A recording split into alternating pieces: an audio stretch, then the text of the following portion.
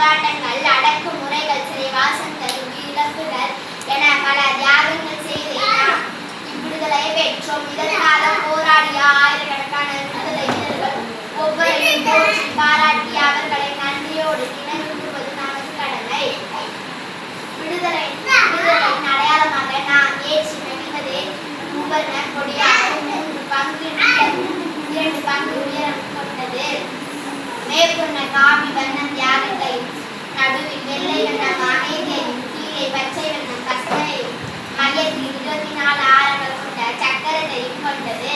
பெருமதிப்புக்குரிய தேசிய கொடி விடுதலை நாள், குடியரசு நாள் என்று மட்டுமில்லாமல் ஒவ்வொரு நாளுமே நாட்டின் பெருமை மனதில் கொண்டு நம் தேசிய கொடியை வணங்கி முன்னேற்ற